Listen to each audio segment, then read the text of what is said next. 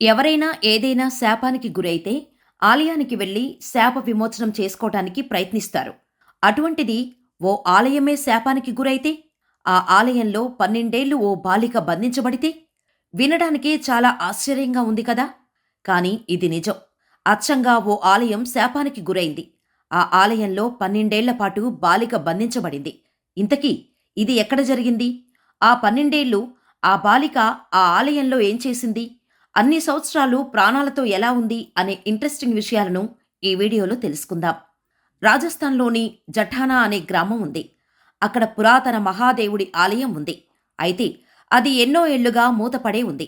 అది ఎందుకు అన్నేళ్లుగా మూతపడి ఉంటుందోనని స్పష్టంగా వారికి తెలియకపోయినా, వాళ్ళ పూర్వీకుల ద్వారా అది శాపానికి గురైన ఆలయంగా తెలుసుకున్నారు.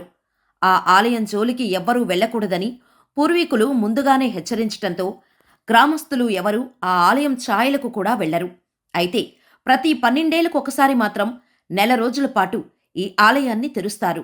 అప్పుడు మాత్రమే నెల రోజుల పాటు ఆలయంలోని స్వామివారికి అభిషేకాలు, పూజలు నిర్వహిస్తారు. అనంతరం 12 ఏళ్ల వరకు మళ్లీ మూసివేస్తారు. 1982లో గుడిని తెరిచే సమయం వచ్చింది. దీంతో జఠానా గ్రామస్తులు సంబరాలు చేసుకున్నారు.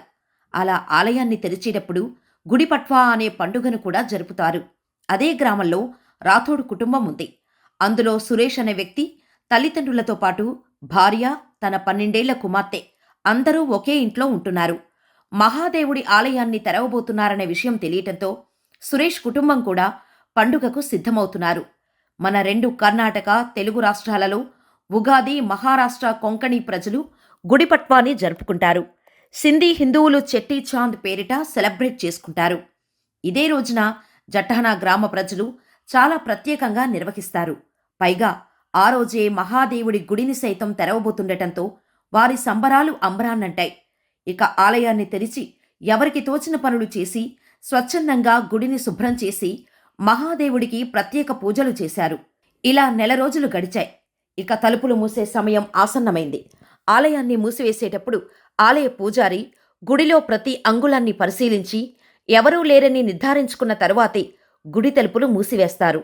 ఆ రోజు కూడా యథావిధిగా ఆలయం మొత్తం పరిశీలించిన పూజారి ఎవరూ లేరని గుడి తలుపులైతే మూసివేశారు. కానీ ఆలయంలో సురేష్ 12 ఏళ్ల కుమార్తె ఉండిపోయింది. పండుగ హడావుడిలో స్నేహితులతో కలిసి ఆడుకుంటుందని సురేష్ కుటుంబం ఆమె గురించి అంతగా పట్టించుకోలేదు. ఎంతటికీ కూతురు ఇంటికి రాకపోవటంతో సురేష్లో కంగారు మొదలైంది. చివరిగా తన కూతురు ఆలయంలోకి వెళ్లటం చూశాడే తప్ప బయటకు రాలేదన్న విషయం అప్పుడు గుర్తుకు వచ్చింది అతనికి. దీంతో గుడి పూజారి వద్దకు వెళ్లి నా కూతురు లోపల ఉండిపోయింది, ఆలయ తలుపులు తీయాలని ప్రాధేయపడ్డాడు. ఈ విషయం తెలిసిన గ్రామ పెద్ద సైతం ఎంతో బాధపడ్డాడు. అయితే ఆలయాన్ని మూసిన 12 ఏళ్ల తర్వాత కాకుండా ముందే తెరిస్తే ఆలయ శాపం గ్రామంపై పడుతుందని, ఆలయ తలుపులు తెరవటం కుదరదని చెబుతాడు పూజారి.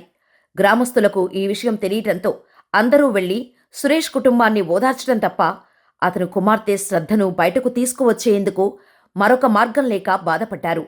12 ఏళ్లు ఎప్పుడు గడుస్తాయా అని సురేష్ కుటుంబం ఎదురుచూడటం మొదలుపెట్టింది. శ్రద్ధ అసలు బతికే ఉంటుందా లేదా అని అందరూ ఆతృతగా ఎదురుచూడటం మొదలుపెట్టారు. ఇక అలా 6 ఏళ్లు గడిచాయి. ఈలోపు సురేష్కు మరో కొడుకు పుట్టాడు. అయినప్పటికూ శ్రద్ధను మాత్రం మరిచిపోలేదు. ఆమె జ్ఞాపకాలు వారి కుటుంబాన్ని వెంటాడుతూనే ఉన్నాయి. ఇక 12 ఏళ్లు గడిచిపోయాయి. ఆలయ తలుపులు తెరుచుకున్నాయి. ఇక ఆలయంలోకి అడుగుపెట్టగానే అందరికీ మహాదేవుడి విగ్రహం వద్ద ధ్యానం చేస్తూ ఉన్న 24 ఏళ్ల శ్రద్ధ కనిపించింది. దీంతో అందరూ ఆశ్చర్యపోయారు. అసలు 12 ఏళ్లు శ్రద్ధ ఒంటరిగా ఎలా బతికింది అన్న ఆలోచన మొదలైంది. శ్రద్ధను చూసిన రాథోడ్ ఫ్యామిలీ అంతా ఆప్యాయంగా ఆమెను హత్తుకున్నారు. 12 ఏళ్లు మహాదేవుడి జ్ఞానంలో గడిపిన శ్రద్ధకు బంధాలు, బాంధవ్యాల నుంచి బయటకు వచ్చేసింది. మనుషులతో మాట్లాడటానికి అంతగా ఆసక్తి చూపలేదు. సొంత కుటుంబం వచ్చి ఆప్యాయంగా దగ్గరకు తీసుకోవాలని చూసినా అంతగా ఆసక్తి చూపలేదు ఆమె. ఆహారం, నీరు లేకుండా శ్రద్ధ ఎలా బతికింది అన్న పెద్ద క్వశ్చన్ అందరికీ తెలిసింది. అయితే మహాదేవుడి జ్ఞానంలో ఉంటే ఇవేమీ అవసరం లేదు. దేవుడి స్మరణలో నిమగ్నమైన వారికి అన్న పానీయాలతో అవసరం లేదు అనేది శ్రద్ధ ద్వారా నిరూపితమైంది అని అనుకున్నారు గ్రామస్తులు. ఇక ఆలయం తలుపులు తెరిచిన తర్వాత బయటకు వచ్చిన శ్రద్ధ పూర్తిగా బంధాలను వదిలేసింది. సన్యాసినిగా మారి ఎన్నో గుడులు, గోపురాలు తిరుగుతూ ఆధ్యాత్మిక చింతనలోనే ఉండేది. అలా తన జీవితం మొత్తం దేవుడికి అంకితం చేసింది.